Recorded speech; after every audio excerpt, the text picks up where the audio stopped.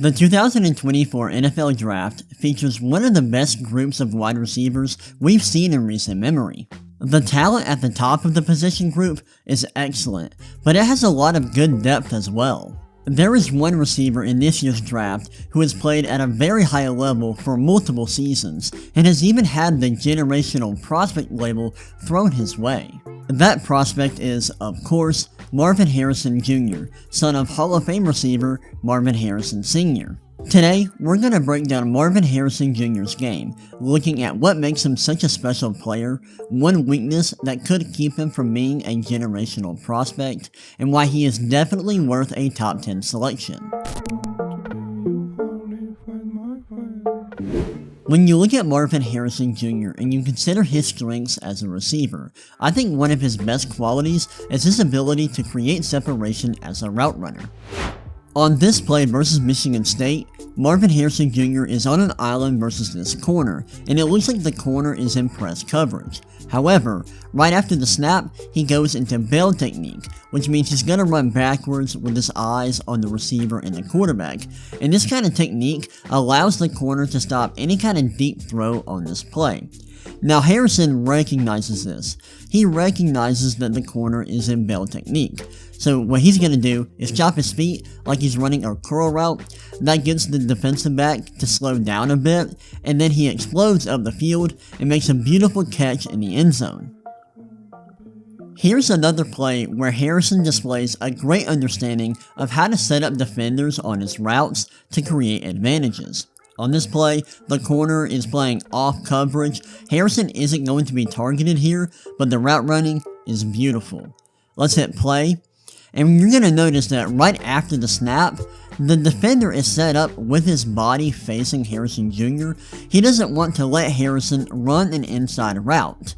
Harrison notices this, and in the middle of his route, he's going to chop his feet like he's running a comeback route, and that would actually work here against this kind of coverage, but then he immediately goes up the field, the corner slows down, and so Harrison is going to actually get on top of the DB.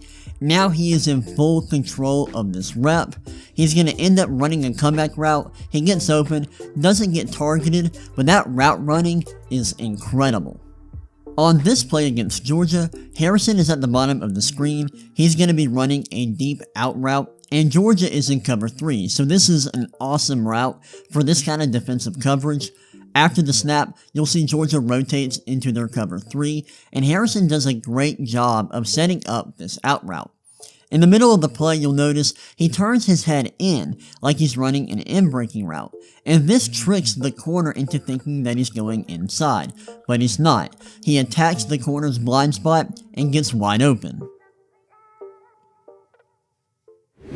Now, if you look at Marvin Harrison Jr.'s production at Ohio State, you'll notice that the percentage of his targets that were contested was extremely high. His contested target rate across his entire career was 24.6%, which ranks in the 13th percentile and is similar to guys like Dyami Brown and George Pickens. This doesn't sound like a guy who is a really great separator. Now, why is this? Part of the reason why this is because of his role. A lot of his targets in college came on intermediate routes, and he didn't get a lot of screens, so he wasn't getting a lot of manufactured production at Ohio State.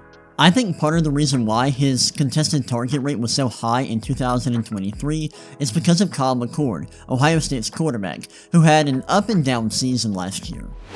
Here's an example of a play where an inaccurate throw from Kyle McCord leads to a contested target for Marvin Harrison Jr. On this play, Ohio State is running a trips formation with 3 receivers on one side of the field. Harrison is the second receiver in this formation. Michigan State is running cover 0, which is man coverage with no high safety. And on this play, Harrison is going to be running a fade route. Let's see what happens here. You'll notice that Harrison gets open on this fade route, and if the ball placement is good, if the ball is placed on the left side of the end zone, this can be an easy touchdown.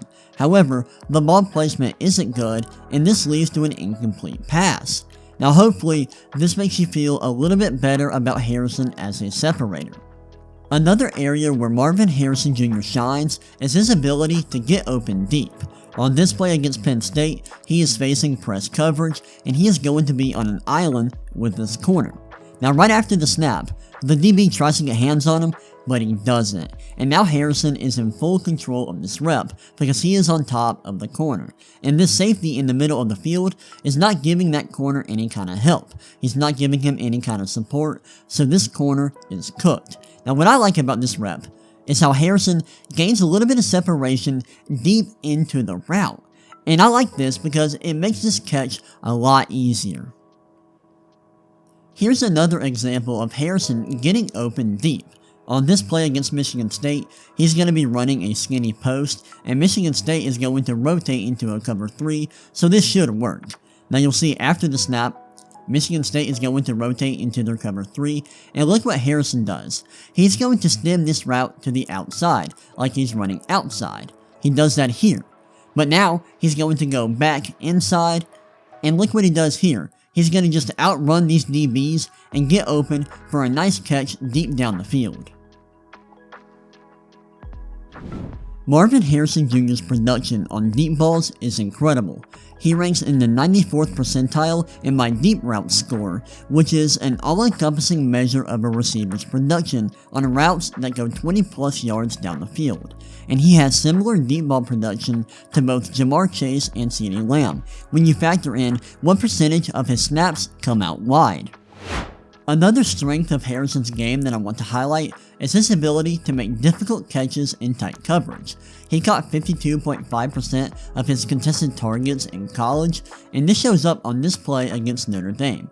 Now right here, Notre Dame is going to be running cover 3, and Harrison is going to be running a go route on the right side of the formation, and let's see what happens here. So right after the snap, you'll see Notre Dame rotates into their cover 3, Harrison's running the go route, and Kyle McCord is going to throw the ball to Harrison. Now look, this is going to be a difficult catch. There's not a lot of separation here. Harrison's going to have to make a really tough catch here, and he does a great job of high pointing the ball and making a really difficult grab. On this play against Penn State, Ohio State has a 3-by-1 formation, which means there are 3 receivers on one side of the formation and 1 receiver on the other, and on this play, Harrison is that lone receiver on the left side of the field. And Penn State, they are running 2-man, which means they are running man coverage with 2 high safeties. And let's see what happens here on this play. So right off the snap, Harrison Jr. gets inside the corner, and now he has control of this rep. At the top of the route, the corner makes a lot of contact with him. This could be defensive holding. I'm not sure what the refs are doing here. They could make this call, but they don't. That doesn't really matter though, because Harrison gets inside, and look what he does here. He makes a really nice catch through contact. Now, there is one area where Harrison struggles, and that is his ability to generate yards after the catch and break tackles. On this play against Penn State, Ohio State has a trips formation with 3 receivers on the left side of the formation. Harrison is in the middle here. It looks like Penn State is going to be running cover 1, which is man coverage with 1 high safety. And after the snap, Harrison is going to run a slant. You see that here, and he's going to make a catch. He runs up the field. Now right here, I would love to see him break this tackle and possibly get into the end zone. And I know this may sound like I'm nitpicking, but I think that this is a great ability that a lot of great receivers have, and it would just be nice if he were better at breaking tackles. Marvin Harrison Jr.'s production in this area is really poor. He ranks in the 22nd percentile in career yards after the catch per reception, and he ranks in the 12th percentile in career missed tackles forced per reception. Now he does have a similar comp in terms of yak ability, usage out wide, and depth of target, and that is Michael Pittman Jr., who has been a very solid player in the NFL. However, I do think this could limit his upside just a bit. I think it's easy to see why Marvin Harrison Jr. is such a highly regarded prospect. He is a ridiculously good route runner at 6'4", he's an awesome deep threat, and he is great at making tough catches in tight coverage. His limited yak ability could limit his upside to some degree, but I don't think this is a huge issue considering he does so many other things at a very high level. In my opinion, Marvin Harrison Jr. is one of the better receiver prospects we've seen in recent memory, and he is definitely worthy of a top 10 selection.